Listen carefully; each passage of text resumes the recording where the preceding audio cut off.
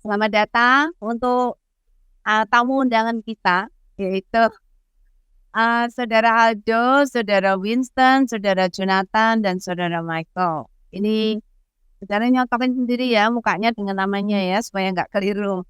Bisa dimatikan? Ya. Bapak Ibu yang terkasih, sebelum kita mulai talk show, saya punya cerita. Saya dulu bekas guru sekolah minggu, jadi saya senang sekali bercerita. Saudara, eh, title yang kita sedang bagian yang kita sedang lakukan sekarang adalah AI Quo Vadis. Saudara tahu asal kata dari Quo Vadis?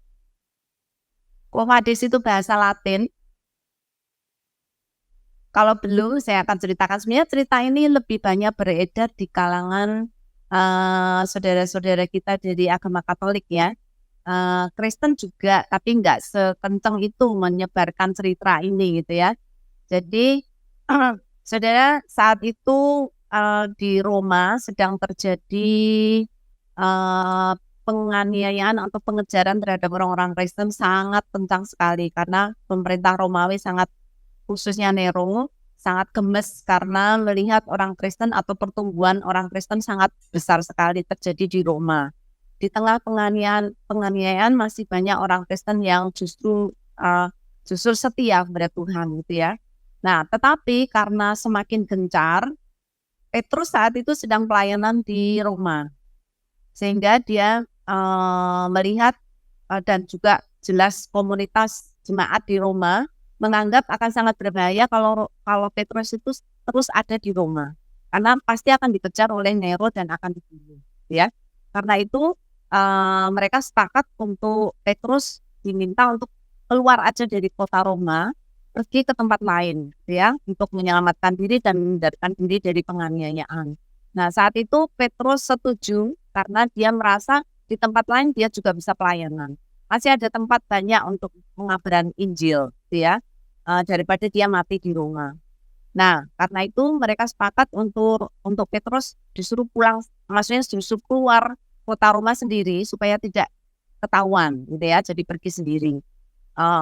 Nah,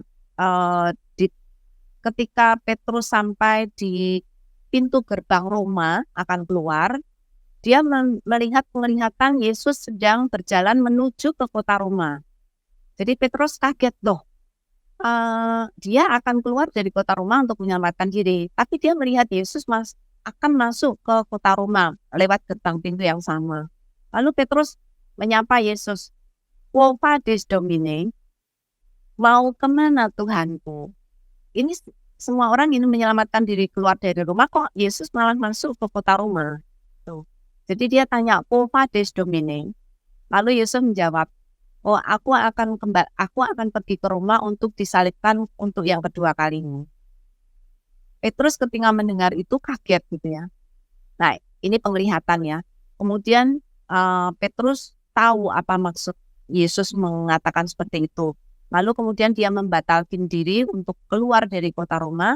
Lalu dia kembali ke kota Roma. Dan tidak lama sesudah itu dia ditangkap oleh Nero dan dihukum mati oleh Nero. Dan karena dia merasa tidak layak, dia minta dihukum mati dengan kepala terbalik.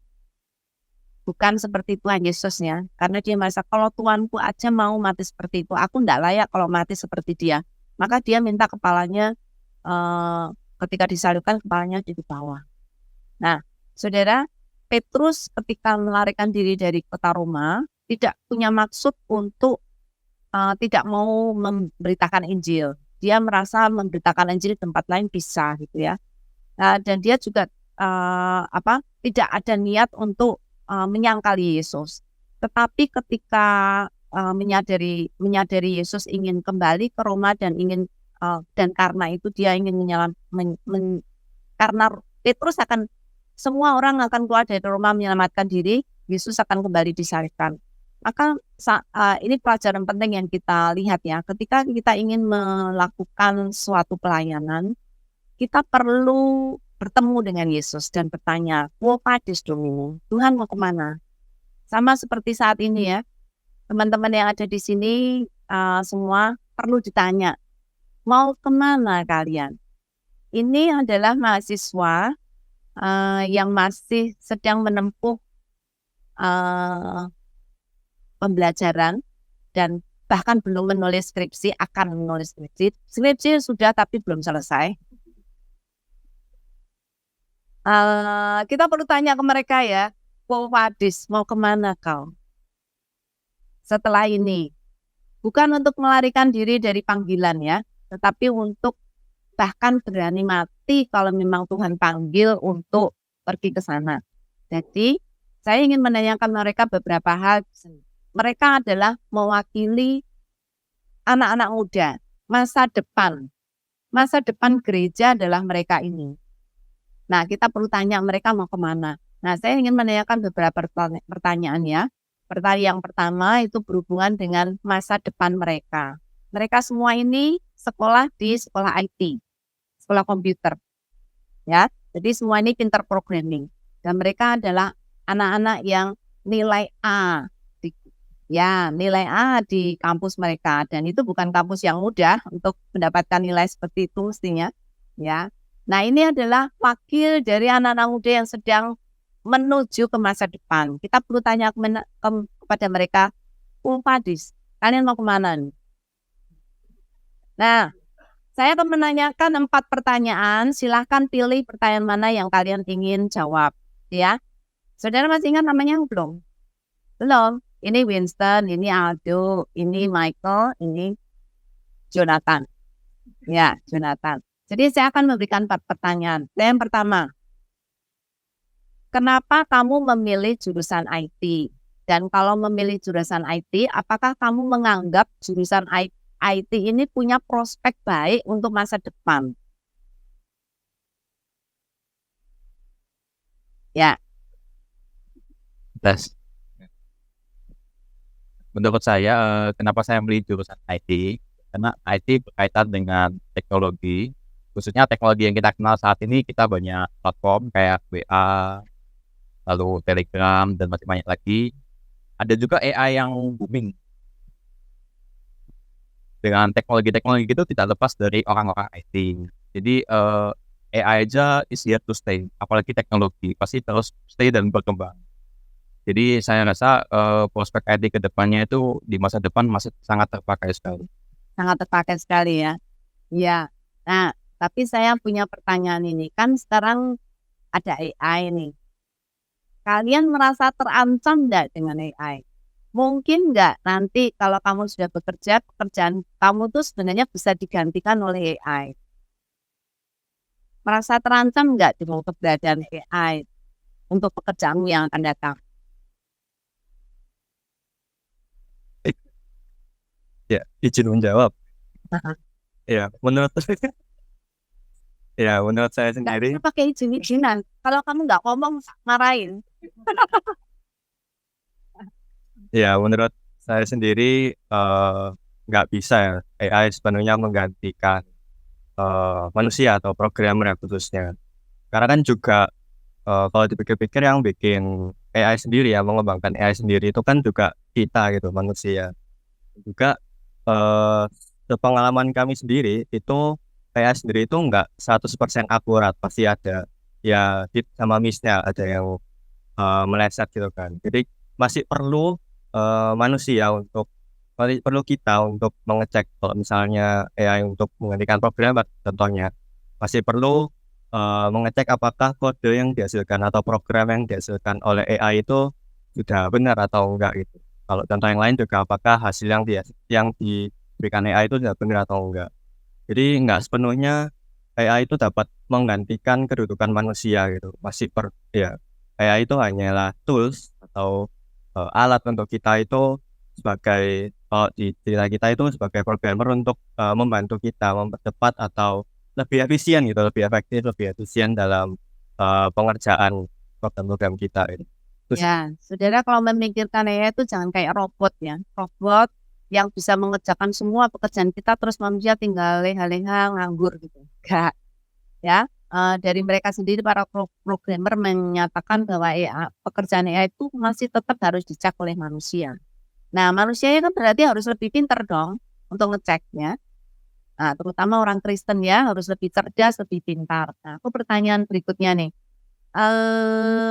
apakah berarti karena AI bukan ancaman ya untuk kalian ya, apakah berarti nanti di kemudian hari kalau kalian sudah bekerja, entah pelayanan atau apapun, apakah berarti AI akan menjadi pendamping atau menjadi partner kerja, di dalam kamu mengerjakan pekerjaanmu? Benar. Ya, kalau menurutku sendiri benar sih. Aku setuju banget. AI itu bisa membantu banget kalau dalam pekerjaan. Bahkan AI itu suatu asisten bagi kita dalam membuat program, bahkan memperbaiki bug atau mencari sesuatu yang kita bisa, yang kalau kita mencari secara manual itu bisa lama gitu. Ya, jadi AI ini sangat membantu gitu. Tapi ya kayak yang Nisen bilang tadi, AI itu nggak 100% benar. Atau kita sendiri sebagai human itu yang mengkoreksi itu. Kayak kalau dilihat dari berbagai sisi, ya manusia lebih unggul karena kita kecerdasan dari Tuhan. Kalau AI ini kan kecerdasan buatan yang buat Manusia. ya dari manusia. Buatan Cina bisa rusak kan, apalagi buatan AI buatan manusia bisa aja salah gitu. Nah makanya ini AI ini sebagai asisten, sebagai teman, sebagai tools untuk mempermudah, membantu kita mengerjakan segala sesuatu. Ya, mungkin pekerjaan yang harusnya dikerjakan 1 bulan, mungkin 1 minggu bisa selesai karena AI, ya. Jadi bukan komplit menggantikan manusia sama sekali, tidak betul, ya. Oke, nah ini teman-teman kan sudah belajar IT ya, teknologi, wah udah tingkat tinggi gitu ya. Apakah setelah belajar IT itu mempengaruhi imanmu? Apakah kamu merasa IT itu bertentangan dengan iman Kristenmu? Ya, saya jawab ya. Menurut saya teknologi IT itu tidak bertentangan dengan iman kekristenan saya begitu. Ya teknologi IT ini kan juga anugerah bagi Tuhan gitu. Jadi ya menurut saya ya ini bisa dijadikan alat yang dipakai ya kembali untuk Tuhan gitu. Jadi kalau teknologi IT atau juga terutama AI itu kita gunakan dengan baik dan benar dan dengan tujuan dan motivasi yang baik dan benar, itu bisa menghasilkan hasil yang baik begitu, terutama untuk pekerjaan Tuhan gitu. Oh, puji Tuhan. Ya, jadi tidak betul ya isu mengatakan bahwa kalau orang jadi pintar terus meninggalkan Tuhan. Enggak ya? Tidak, belum. Ya, belum. Ya, belum tentu. Maaf. Belum tentu. Tapi ya Bisa. bisa. Itu kan juga godaan dari dosa begitu. Salah satu godaan dari dosa. Ya, Ya, tapi makanya dan itu ya kita tetap harus kembali pada Tuhan pencipta kita. amin. Ya. Oke, sekarang saya akan memberikan 1 set pertanyaan lagi, 4 pertanyaan berhubungan dengan pelayanan atau gereja. Ya, silakan masing-masing menjawab salah satu dari 4 pertanyaan ini. Pertanyaan yang pertama, apakah kan kalian magang? Ini teman-teman 3 teman ini ketuaan dulu ya. Mereka tuh magang di Sabda. Magang itu kayak PKL gitu ya. Dari sekolah mereka disuruh pergi ke company, perusahaan atau kemana saja untuk mereka belajar gitu. Nah, mereka ini bertiga ternyata memilih, mereka dari Universitas Petra IT, dan mereka memilih untuk pergi ke Sabda karena mereka tahu di Sabda itu IT-nya cukup berkembang sehingga mereka ingin belajar sekaligus belajar pelayanan. Nah, setelah kalian ada di Sabda ini, apakah pendapat kamu tentang teknologi atau tentang AI itu berubah? Dari kamu dulu belajar di sekolah sebelum ke Sabda dan sekarang sudah bisa. Ya, kalau dari saya sendiri cukup berubah ya. Mungkin kalau dari awalnya itu mungkin cuman sekedar tahu gitu, cuman ignorant gitu. Jadi aku sendiri cukup ignorant, cuman sekedar tahu dan ya nggak terlalu mengikutin, cukup sekedar tahu aja. Tapi semenjak magang selama kurang lebih 4 bulan, 4 sampai 5 bulan ini jadi lebih peduli dan care gitu tentang perkembangan AI di sini gitu. Nah, alasannya sendiri itu karena ketika selama saya magang juga di Sabda ini cukup terekspos dengan banyak AI gitu. Jadi mau nggak mau itu harus selalu tiap hari itu riset, selalu baca-baca, selalu mencoba-coba dan belajar tentang AI, dan akhirnya itu ya mulai memahami, mulai terbuka dan mengerti gitu tentang penggunaan AI itu sendiri. Nah, satu hal yang paling menarik selama menggunakan AI itu eh, ketika aku itu bisa menggunakan AI itu untuk biblical computing. Seperti contohnya itu tadi yang sudah dijelasin sama Pak Adi dan Kaldo di Future of Bible Technology. Itu kita mengembangkan AI itu untuk bisa mengaudiokan perjanjian lama di bahasa-bahasa suku gitu. Jadi bisa di bahasa Toraja, Sunda, yang mungkin cuman awalnya itu audionya hanya perjanjian baru, itu pun dibikin oleh manusia, direkam oleh manusia. Tapi kita bisa kembangkan dengan teknologi AI itu bisa mengaudiokan yang versi perjanjian lama di bahasa-bahasa suku itu sendiri. Ya, itu. Ya. Nah,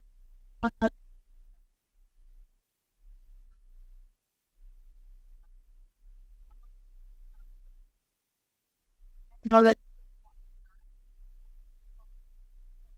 juga wah, ternyata jauh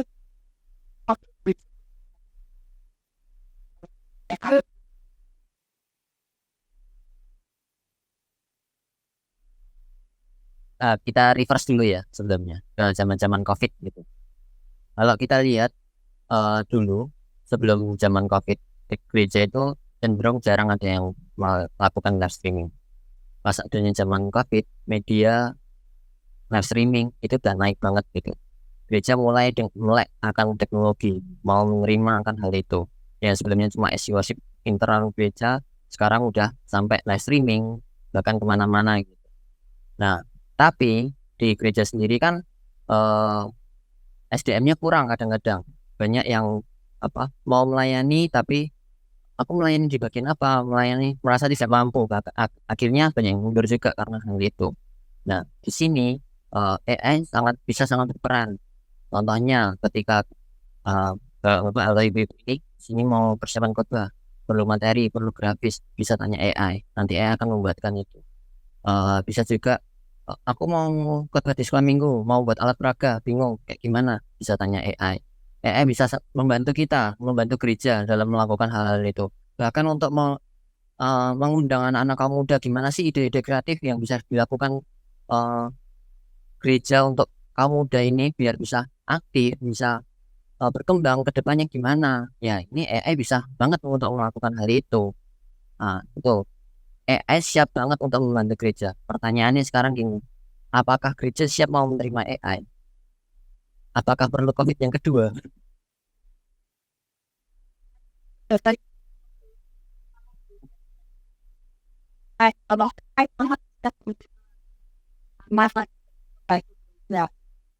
Ya, oke.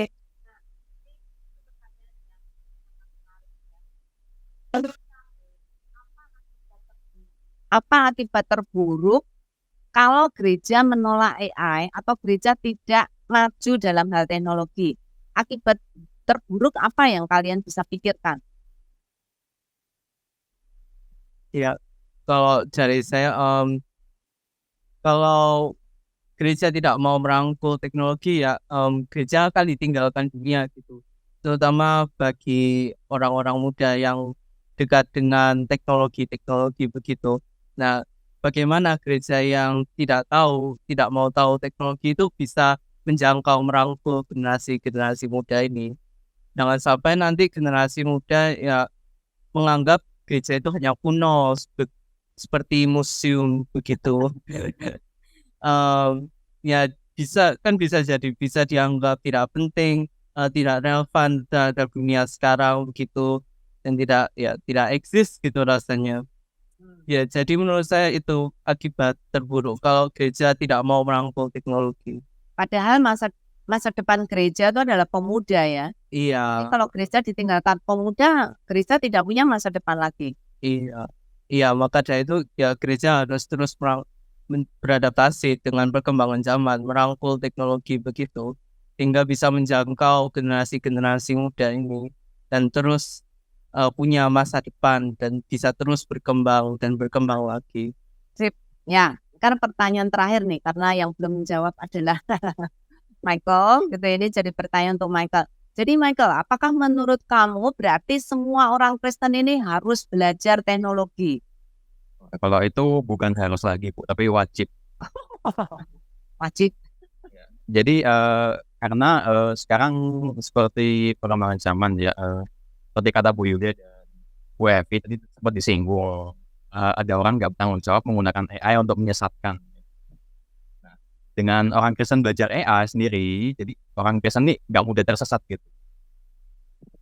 Nah, dan juga sebenarnya AI ini banyak sisi positifnya. Kita jangan lihat sisi negatifnya. Di tangan orang bertanggung jawab, AI ini sangat positif sekali. AI ini tools yang powerful, asisten kita yang powerful, yang diberikan Tuhan untuk kita supaya pelayanan kita lebih efisien, lebih cepat. Ya. Jadi contohnya kita Bapak Ibu mungkin mikir khotbah berapa lama, mungkin bisa sejam, 2 jam, 3 jam. Dengan AI kita bisa mendapatkan ide-ide itu tinggal masukkan, tinggal tunggu, nggak sampai 10 menit sudah ada hasilnya. Khotbah seminggu loh. Iya kan Bapak Ibu? Nyiapin khotbah yang benar-benar khotbah yang benar-benar menggali seminggu. Nggak bisa beberapa jam.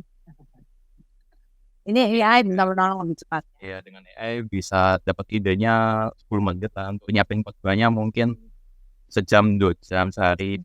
Ya, lamanya menyiapkan khotbah itu mencari bahan, mempelajari, dan menggali. Itu yang takes a lot of time. Apalagi kalau nggak punya buku, wah, lebih pusing lagi. Ya, iya. Oke, pertanyaan yang terakhir nih. Tadi sudah melihat masa depan kalian, sudah melihat masa depan gereja dan pelayanan.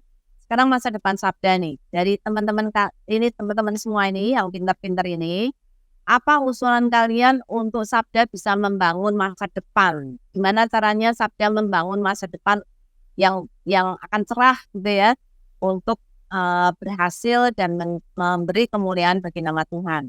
Dah, terserah mau mana duluan. Saya dulu ya.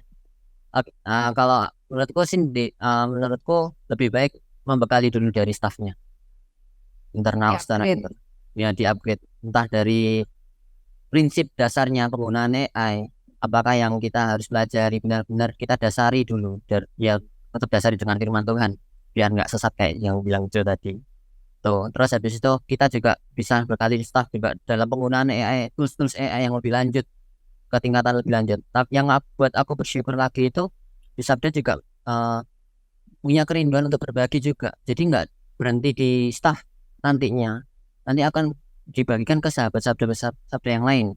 Bukan cuma sahabat, bahkan ke orang lain yang belum tentu Sabda kenal. Tuh. Jadi benar-benar didasari oleh prinsip dulu, ke toolsnya gimana penggunaannya, baru dibagikan. Dan waktu itu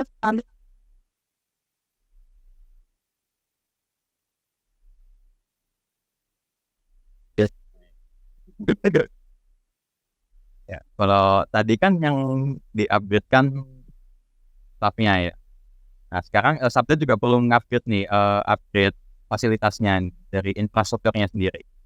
Baik dari gedung untuk penambahan staff maupun infrastruktur seperti server, terus perangkat elektronik lainnya. Kenapa? Karena kita lihat teknologi ini cepat banget tuh berkembangnya. Padahal kita mungkin beberapa tahun lalu nggak kenal namanya AI, tapi sekarang AI ini sudah berkembang sangat pesat sekali. Jadi kita nggak perlu hitung tahunan, harian kadang bulanan aja udah berkembang lagi. Jadi Sabda ini harus catch up untuk perkembangan teknologi supaya nggak ketinggalan.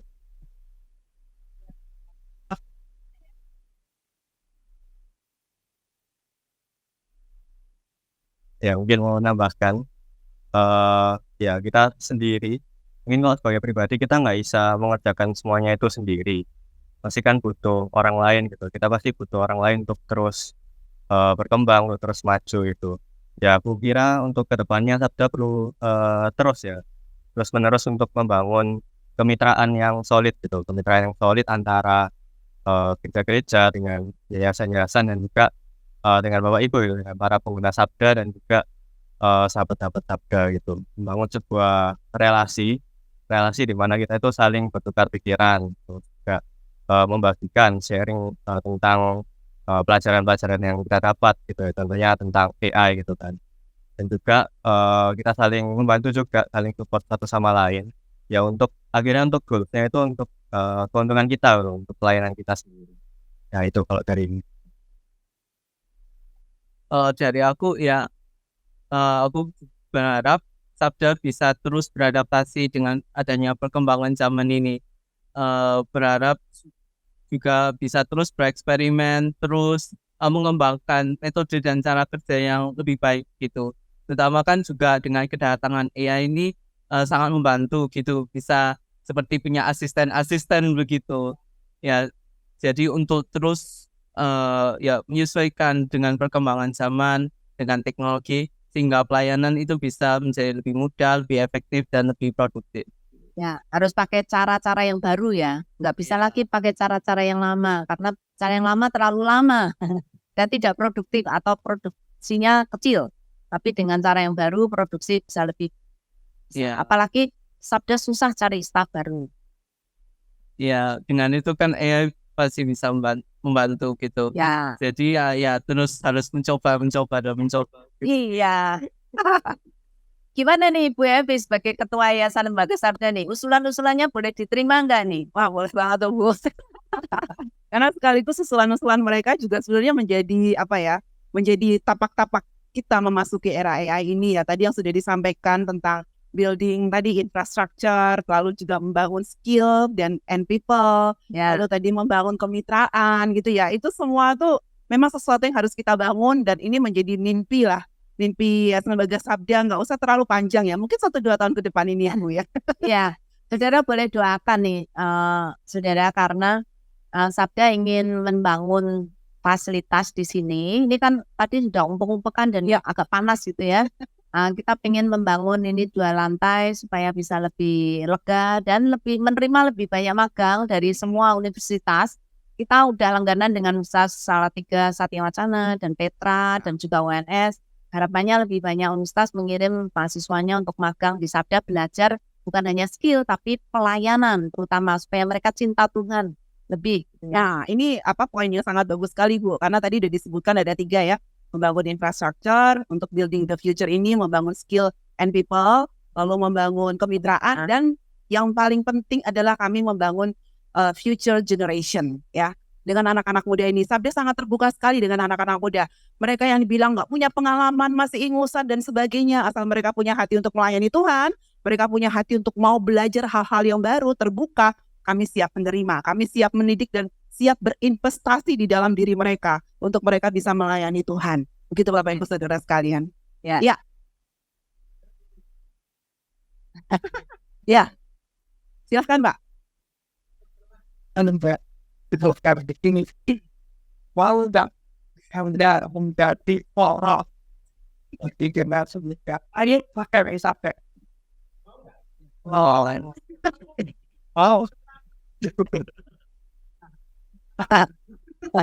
Iya, low.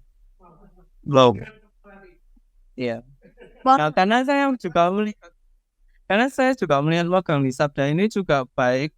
Secara skill-skill IT yang saya dapat juga baik, dan juga saya dapat pelayanan, saya juga semakin dekat dengan Tuhan begitu. Jadi saya mau untuk mencari corong ya bisa untuk magang di Sabda gitu. Ini ada tempat yang bagus untuk magang. Iya, mereka kan kembali lagi ya Pak kan. Ya.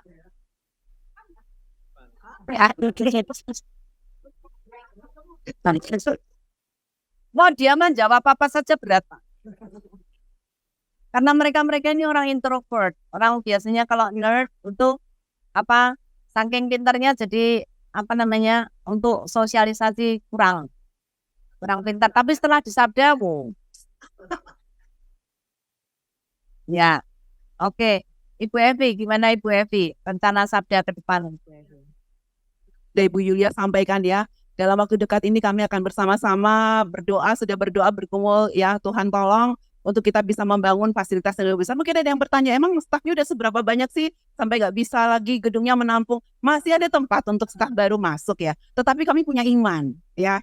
Ketika kami baru punya gedung kecil di sana gitu ya, lalu kami belum punya banyak staf dan berani membangun lagi ruangan untuk staf baru, itu satu langkah iman bagi kami, dan buktinya Tuhan kirimkan lebih banyak orang. Jadi harus bikinkan tempatnya dulu buat mereka, baru Tuhan akan kirimkan orang-orang itu. Itu mimpi yang saya sangat harapkan Tuhan akan berikan. Walaupun AI mempermudah, walaupun AI itu asisten, tetapi butuh lebih banyak orang-orang yang punya hati untuk Tuhan, untuk bisa lagi mengajarkan kepada gereja-gereja, yang bisa mengajarkan kan orang ya, yang bisa mengajarkan, yang bisa membuat relasi itu kan manusia-manusia yang sudah Tuhan panggil ini. Jadi kita mau siapkan itu ya Bu Yulia. Bukan hanya gedung, kami berharap juga infrastrukturnya dari segi hardware-nya, software-nya, segala macamnya itu juga bisa terpenuhi seiring dengan peningkatan, karena semakin canggih teknologi memang sangat dibutuhkan alat-alat yang mumpuni ya.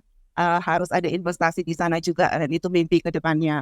Itu, dan tadi future of yang sudah disampaikan oleh teman-teman itu sekaligus juga menjadi mimpi dari Sabda. Ketika mereka membuat presentasi ini, semua mereka pada nggak bisa tidur, Bapak Ibu Saudara sekalian. Karena kalian mimpi dulu, kalian doa dulu kepada Tuhan ya, apa yang ingin Tuhan letakkan di dalam divisi teman-teman masing-masing. Walaupun akhirnya juga diberikan pencerahan dari pembina kami, diberikan pencerahan dari konsultan kami ya, tetapi kami bisa melihat dengan luar biasa bahwa itulah tadi mimpi Sabda 1-2 tahun ke depan ya, konten, platform, media, AI Academy ya. Dan ketika Unhack kemarin ada 4 bidang kategori, yaitu konten and media, AI Academy, lalu AI Labs, dan AI MMS. Itu menjadi dasar juga untuk pembangunan atau untuk mimpi Sabda 1-2 tahun ke depan. Akan terwujud satu AI Christian Resource Center dalam waktu dekat ini. Bapak Ibu Saudara sekalian, mungkin nggak perlu lagi capek-capek datang ke sini. Dengan adanya satu Resource Center tersebut, kita bisa belajar bersama-sama menggunakan AI untuk kemuliaan nama Tuhan gitu ya. Harus datang tetap. Ya kan udah mau dibikinin gedung Pak. Jadi harus datang lebih banyak lagi. Ya. Jadi dengan adanya pusat AI Christian Resource Center itu diharapkan kami bisa menyiapkan, dan para mitra juga bisa terlibat di dalam penggunaan pusat lahan tersebut. Itu sih Bu. Ya. Gimana nih pesan kesan Ibu Evi terkhusus untuk Bapak Ibu yang masih tinggal setia sampai sekarang ini, gimana bisa mendorong mereka gitu ya untuk terus maju melayani Tuhan dengan cara baru supaya lebih banyak memenangkan anak muda. Iya, Bapak Ibu Saudara sekalian yang masih tertinggal di sini, mungkin orang-orang pilihan mungkin karena yang lain udah pergi. Yang ada di Zoom dan di YouTube juga sampai saat ini, yang masih online sampai saat ini juga terima kasih ya. Satu hal, kita jangan tutup mata lah terhadap perkembangan teknologi. AI masih baru ini ya. Teknologi yang sekarang aja gereja saya masih terbata-bata, atau organisasi saya atau tempat saya bekerja masih belajar. Ya AI nanti tunggu Sabda lagi lah gitu. Oh jangan Bapak Ibu Saudara sekalian, jangan tutup mata. Justru dengan adanya perkembangan teknologi yang baru ini, mari kita buka mata selebar-lebarnya. Dengan kita membuka mata selebar-lebarnya, itu berarti kita sedang waspada terhadap setiap tantangan yang mungkin ada. Pasti ada tantangannya, pasti ada sisi-sisi negatifnya. Tetapi jangan lupa ada lebih banyak kesempatan di balik itu semua untuk membawa teknologi baru ini, AI ini, untuk mengembangkan pelayanan di tempat Bapak Ibu Saudara sekalian. Kami sudah membuktikannya ya. Tadi teman-teman juga bilang tergopoh-gopoh, ada yang kesannya wah harus belajar hal baru lagi, berat. Tetapi ketika sudah mulai digunakan dalam pelayanan, itu menjadi sesuatu yang menyenangkan, dan kami tahu dengan ini ya, kita bisa melayani Tuhan dengan lebih baik lagi, dengan lebih efektif lagi, dan lebih excellent lagi. Itu Bapak Ibu Saudara sekalian. Dengan menggandeng anak muda. Menggandeng anak muda, karena kalau saya, Bu Yulia, yang kerja, belajarnya lama. Betul. Bersyukur dikelilingi anak-anak muda. Jadi kalau saya bingung tanya, ini maksudnya apa ya? Ya, itu salah satu juga, kita harus mau rendah hati belajar dari anak muda. Karena khusus secara teknologi, kita orang tua itu sudah nggak terlalu paham. Perkembangan terlalu cepat. Jadi kita harus mau merendahkan hati untuk belajar dari anak-anak muda untuk alat-alat yang baru ini. Sedangkan anak muda belajar prinsip-prinsip kebenaran dari kita yang tua, karena kita punya pengalaman yang banyak, kita sudah mengenal Tuhan jauh lebih dewasa secara rohani, kita harus memberi tuntunan untuk mereka. Jadi dua-duanya harus bekerja sama dengan baik. Itu ya. Ya. Ya, ada Bu Yulia Sudah. sudah bikinin sama Bima dari tadi. Waktunya udah habis. Betul. Udah Ya. ditototin, Bu. Ya. Ya, terima kasih banyak untuk Bapak Ibu semuanya.